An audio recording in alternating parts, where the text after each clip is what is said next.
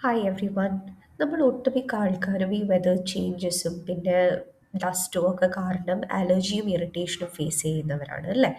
അപ്പോൾ ഇതിൽ നിന്നൊക്കെ ഒരു ആശ്വാസത്തിനുള്ളൊരു റെസിപ്പിയാണ് ഞാനിന്ന് പറഞ്ഞു തരുന്നത്. ഇതിന് നമുക്ക് ആവശ്യമുള്ള ഇൻഗ്രീഡിയൻസ് എന്തൊക്കെയാണെന്ന് വെച്ചിട്ടുണ്ടെങ്കിൽ ഒരു 4-5 ചെറിയ ഉള്ളി തോല് കളഞ്ഞത്, പിന്നെ ഒരു 4-5 വെളുത്തുള്ളി തോല് കളഞ്ഞത്, ഒരു കഷ്ണം ഇഞ്ചി തോല് കളഞ്ഞത്, പിന്നെ ഒരു പിടി തുളസിയില. നന്നായിട്ട് കഴുകിയിട്ട് വേണം ഉപയോഗിക്കാനായിട്ട്. അതേപോലെ ഒരു പിടി പനിക്കൂർക്കയുടെ ഇല, ഇതും നന്നായിട്ട് കഴുകിയിട്ട് വേണം ഉപയോഗിക്കാനായിട്ട്. പിന്നെ ഒരു പിടി കുരുമുളക്, ഒരു 3-4 ഏലക്ക, ദാറ്റ് ഇസ് കാർഡമം, ആൻഡ് ഒരു അല്പം മഞ്ഞൾപ്പൊടി. മഞ്ഞൾപ്പൊടി ഒരു കാൽ കാൽ ടു അര സ്പൂണ് മതി.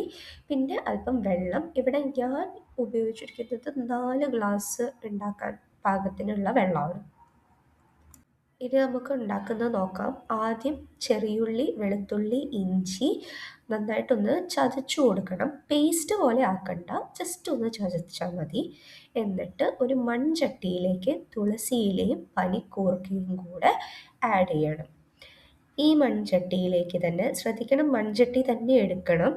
ഈ മൺചട്ടിയിലേക്ക് നമ്മൾ ചതച്ച് വെച്ച ചെറിയുള്ളി, ഇഞ്ചി, വെളുത്തുള്ളി ഇതിലേക്ക് ചേർത്ത് കൊടുക്കണം.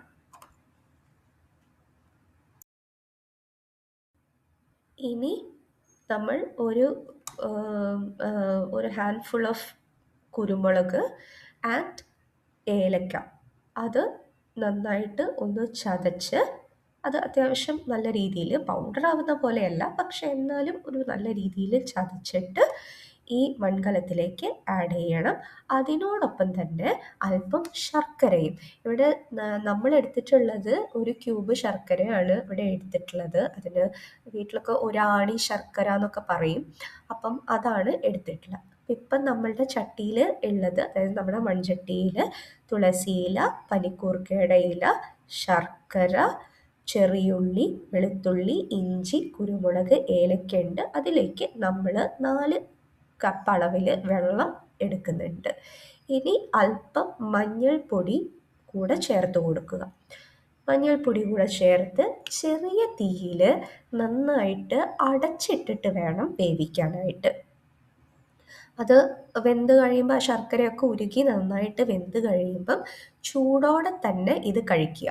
ഇത് വീണ്ടും വീണ്ടും നമുക്ക് ചൂടാക്കാൻ പറ്റും, കുഴപ്പമൊന്നുമില്ല. അപ്പോൾ എപ്പോഴും കഴിക്കുന്ന നേരത്ത് ഒന്നുകൂടെ നല്ലോണം, അതായത് കുടിക്കുന്ന നേരത്ത് എപ്പോഴും നന്നായിട്ട് ചൂടാക്കിയിട്ട് വേണം കുടിക്കാനായിട്ട്.